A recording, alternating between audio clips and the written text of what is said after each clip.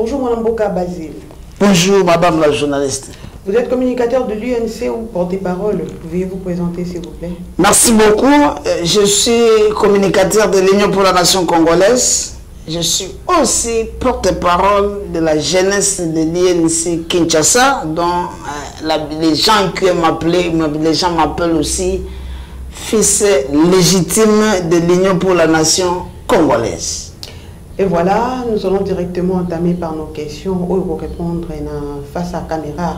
Il y a Erotech TV, précisément dans l'émission Masolo Yamboka, na Baïnion, sur Oba Kolandario. Procès à Vital Kamere et qu'on continue. Peuple congolais, Simba Père Banini. Merci pour la moutuna nayo. Peuple congolais, Oya Liboso, il faut Oya Simba. Aye Bakie. Bakoselaka Vital Kamere makambo mais lelo Vital Kamere azo samba makambo oyo bango bayokaka na nzela na oyo bazoyoka lelo ekozali différent parce que babrandisaki acclamé public na ba déclaration ya ba officine mususu que Vital nde asimbaka misolo. Mais dans l'audience, dans le procès, et sur l'accent noir sur blanc, que nulle part Vital Kamere a touché Nambongo ya Mboka. Parce que si je comme sous était, l'audience est public, peut continuer public, peut téléviser, c'est la demande à INC, parce que Ayebaka était Makambazolo Beza à l'Okuta. Mais Congolais a l'influence et pas mon tour à yoga qui to alandaki mais yemo kwa landa après ça paie pourcentage de points par rapport à audience il y a 100 jours lelo batu bakanisa yezali crime mais bolandi ba témoignage à batu moi ebele bino moko bozui réponse programme ça ya mokonza mboka ezali programme mo kitoko yango esala pe lelo babenga fachi béton. Parce que abandai ko bétonner banzela o ezalaki mabulu o batikala kabiso na régime à Kabila tango cash cap pour le changement ya mwana mboka Félix yena mwana mboka Vital Kamere bati en place to bétonner bisika mabulu yango abenga e béton c'est grâce à programme 100 jours donc va retenir que président Vital un président Félix Antoine Tshisekedi Tshilombo président de la République bayaki na mboka pour na koya ko sala musala ya malonga et que mboka ekende liboso parce que mokonza mboka ye moko tango alasaki ba programme oyo ya 100 jours alobaki dans mon époque il n'y aura pas de chantier inachevé. Mais kasi kolobaite que mon mboka Vital Kamere bayaki ensemble na président de la République Félix Antoine Tshisekedi Tshilombo pour na kosala mosala kasi to moni ba détournement oyo eza ko créer tout beli susu ko mona ete bakombo omo mboka Vital Kamere la kaka kotanga batu wana bayaki ba se présenter ils ne sont pour rien. Vous voyez pas que vous creusez vous-même les trous. Mais ekosala ngai pasi mingi parce que vous avez le likambo ya détournement. Tout cela, il y a 400 millions, 370 millions, 900 millions. Toujours continuer à détournement à 1 million. Mais si pièce à mon côté, qui s'acquiert, Vital Kamere a simaka mesolo, et que Vital Kamere, nde a mesolo, on a allé or, mbongo bima qui est si que bima Vital Kamere a zalate. Et si Kapé Kenda Vital Kamere azalate, mutupe il fallait azango pe azo yango, musala o il fait ça le mape mutango pe asale musala maintenant ne silite parce que Vital Kamere toujours landela yo a la justice pour détourner mbongo yona monsieur Jamal. Mbongo nini mbongo akosomba bandako. Mais Jamal andimi kengai Jamal na société la ngai to jaki mbongo ko na l'état ngai moko nde na jaki yango to quel susu musika question ane utaka et pas avocat de la République balobi tango to ko kutala compte ya Jamal to moni ke mbongo kindaki et pas batu songolo to pakala Tant que batu Jamal a confirmé alobi bazali bana nangai et puis bazali ba associé na entreprise nangai yango na chaki mbongo na ba compte na bango. Nulle part comme Vital Kamerhe etangami ke mbongo songolo et que na compte ya Vital Kamerhe. Et pourquoi Soraya Mpianazaki peut interpeller tout le monde sous maman Mida Chatir pour avoir renseignement mon songolo pakala et cousin est sous Massaro. Et ça lui acharnement. Quel acharnement? Parce que ça lui acharnement. On écoute babi que Jamal a sombeli Soraya terrain puis mutateka qui terrain on a eu na ba document. Et ça lui acharnement, un truc monté mais mal monté. Comment ça? Un complot préparé mal préparé. Vous voyez une phrase alors que les témoins ont été coachés mais mal coachés. Ah. Soraya aïe, bah tout le monde tout là. Oyebi, mais c'est Jamal, abi na yebi été. Jamal, oyebi na abi na yebi été. Au personnellement le pan, na personne le pan aussi. Mais bah document là qui si na monga fou là. Document on est conservateur. En principe, il fallait bakangaye. Comment ça? Il a prêté serment pour dire la vérité. Rien que la vérité. Les faux témoignages, ils allaient infraction. Ndenga zawa ne fallait pas azonga. Mais azonga qui? À la pimba ya lobi na koloba vérité. Tant la conservateur asali mukanda ya lopango. Comment ils sont mis lopango? Il faut que s'adresse au Fandaka. Aux amis qui sont dans le pango, on peut s'adresse, il y a un à tekeli au pango. Est-ce que ça là? Un complot mal monté, un coup mal monté. Donc, pour l'ailler, ça y est, Soraya le pango. Tant que ça y est, le pango à Soraya, je adresse à Soraya parce que il fallait que tu adresses à Soraya, papa naïe, et à maman naïe, c'est Fandaka. Tu adresse Oyo. Il y a M. Jamal. Mais ça l'a gâté. Tant que que Wasali Mbeba, conservateur Kagayemoko a changé. A sali deuxième certificat. Il fallait que Bassini, a chepé adresse au Yachaki, on adresse à Sorayate. Le Magui. Ce qu'on a tout dit conservateur. Il y a aussi Mukanda eux. En vertu de quel soubassement juridique nous quand même les personnes qui ont pifo pour ça là parce que les conservateurs à l'autre pour ça de ça Mikanda le pont il faut aller à contrat alors oui n'a pas d'aller qu'on soit la pression bah tout la pression maintenant je prends un au divisionnaire n'a pas d'aller la pression et pas va tuer amer mais bah il c'est caca dengo ça awa il y a biso pression ça n'est pas monter amer et ça qui nani ezaki na numéro ni ezaki oh ngala lobi biloko wana te mais vidéo c'est circulé tellement battu bazaki préparé pour na rien okota na poto et puis après na loba na bango ekangi bango aye kozonga mutu non on ne vient pas à la justice pour oya kaka kocha mabe soko yebi likambo te loba na yebi yango te soko yebi lobi na yebi le ezabo tellement mabe c'est ministre des affaires foncières. Il y a quand conservateur à la vie, oh, Nasaki Mikanda Mibale, Moko ya Jamal, Moko ya Soraya. Mais tant que ministre des Affaires foncières, à l'obi, ngai na bengi Saki Mikanda wane ya na bureau na ngapo, ngai nde mkolo mabele. Ngai na gérera mabele, na bengi si anweya, tambe ye, nakani, mamoni ke non, pas verti à bobo. Mikanda nous sommes balé et ça na kombo ya Jamal. Mais kuna basi beta ki mu ku bacha Soraya après ba ya changer. Mikanda nous sommes balé ya Jamal. Tous les deux certifiés ya Jamal.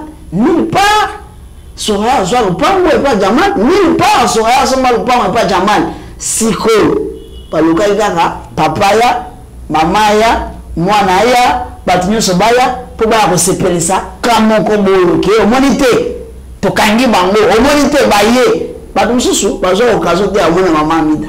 balukaki aya bamona pe le fara c'est ça aussi la fait bino besoin qui peut-être occasion te ko samba même na même tribune na Bitakwira parce que bo sita ki kombo na Bitakwira aye ba libérer ba moni pe le romo ba solo par rapport à dossier ezali pe mutu mususu wana assemblée il fallait que ba kangaye il a prêté serment pour la vérité bon alobi lokuta ngai achaki nga mpanzi nasala eloko te nayebi te nasalaka mukanda boye sukaka na nzela boye na boye balobi te eza yo te eza ministère mpe eza ya papa na oto eza kufa lelo le ministère okontinue eloko ya liboso mutu aya na samibo kombo na ye Bitakwira ntango batuni Bitakwira nga na ya na samibo o ngai mutu apesa ngai samibo ezali monsieur Tshibala premier ministre nde apesa nga samibo de deux au signer contrat na samibo o ezali contrat te eza projet ya combien ya autant mais oyebi ke osalaka avenant moko boye po ezwa boye oyebi monte ya 57 millions o te omoni ntango bapesi ye pièce osomoli la justice oza sir na yo ozo na boko pamba ozo sek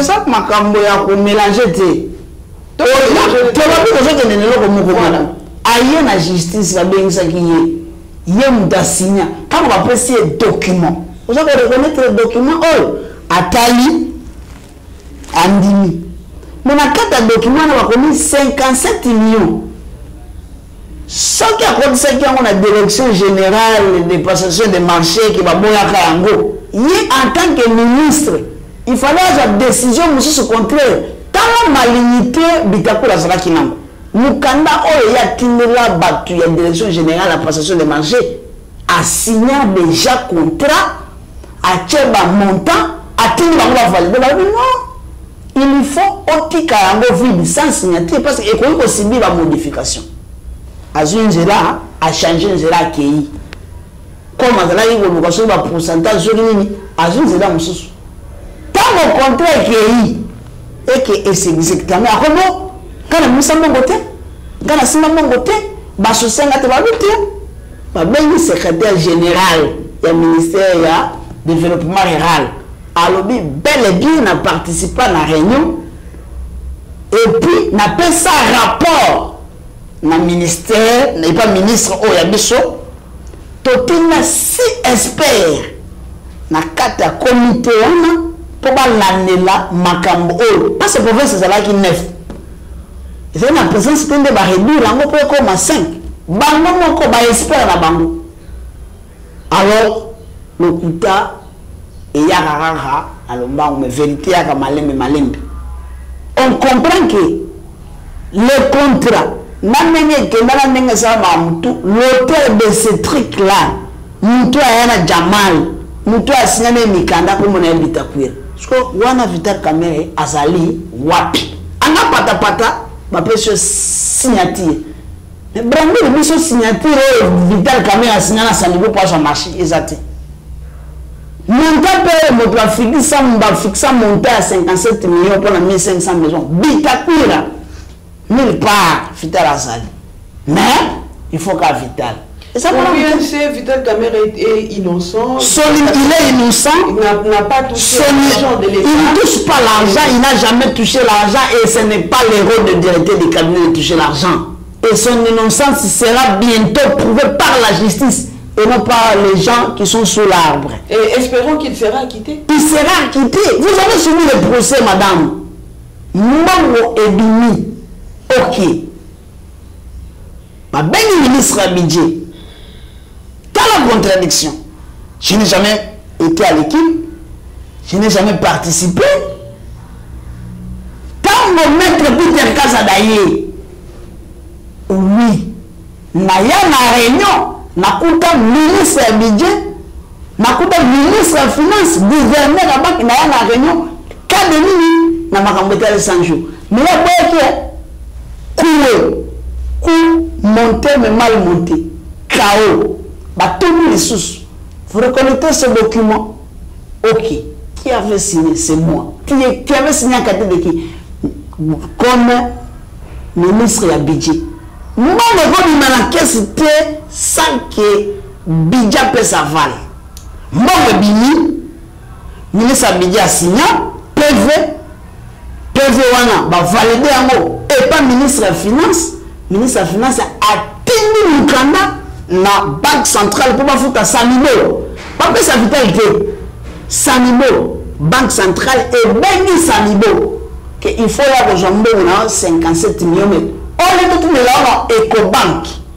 Bisso banque centrale toujours tout là en banque. Ça c'est le témoignage du gouverneur. Vital Kamil a lobby. À tout le ministère de Finance. Est-ce que tant au marché on peut fallait bima? Est-ce que Vital a ça il faut na autre langa pourcentage to ngai na bénéficier de votre langa na compte T. Tant le gouverneur à banque cet argent a été déposé dans les comptes de Vital Kamil ou dans les comptes de Sanibo. Dans les comptes de Sanibo. Tu ne pas Sanibo. Monsieur Jamal, tu avais reçu la somme de combien? J'ai reçu la somme de 57 millions. Pendant que tu as bandako. Parce que notre trichement dans Nzela Nyonsoana, Vital intervient où? Parce qu'il n'a jamais touché l'argent. Atikali peut comme on a mbongo. Et puis bateau bazwa ki mbongo bazwa ngo sali musala les salam. Et là le témoignage du commandant et garde républicain. Commandant, félicitations pour la honnêteté na Boanyanaye à l'Obi. À ce jour, nous avons 211 maisons.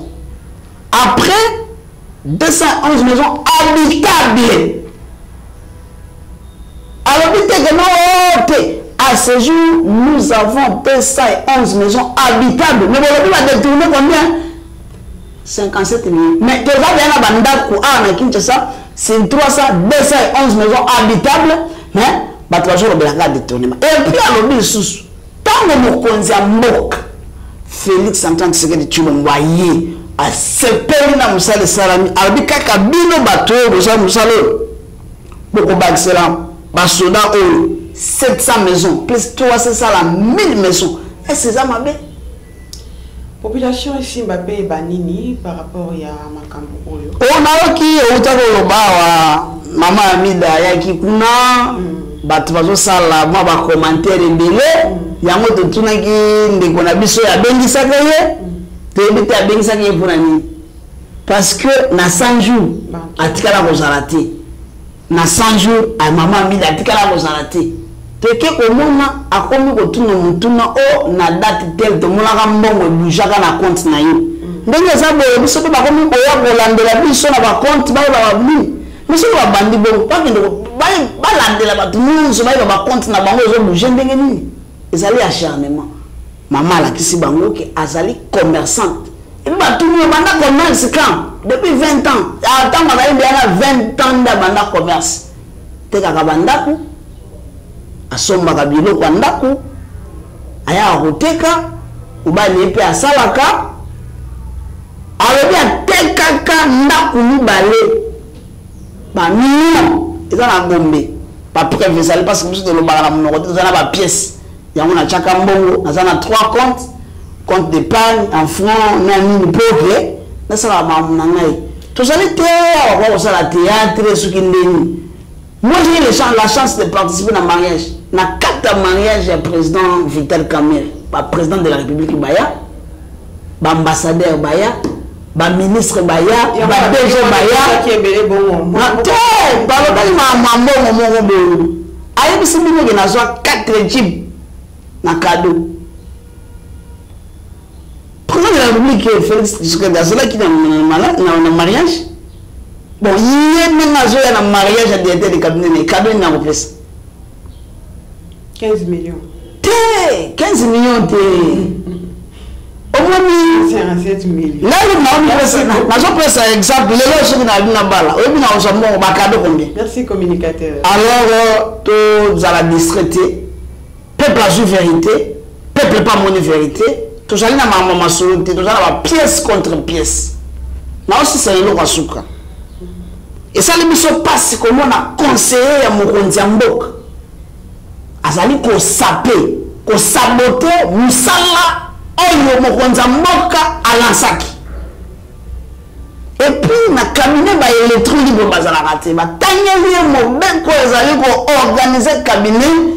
Ba lobi, nous to à gérer un cabinet comme les directeurs de cabinet. On n'a pas besoin d'électro libre. Kuna tokenda osa musala to bagenda osa musala bagenda ite ko la sanini le directeur de cabinet c'est lui qui va le président de la République adultum abrandi biso document à lokuta o ezali bala monte ezali ko sala biso soni gouverneur la banque à lobby même montant ministre de finance a même montant mais o yeli biso document yo le koti na nzela et puis tant batangeli PV na ya sambaka comment pourquoi balongwala on comprend pourquoi balongwala makambo ya société très de plus.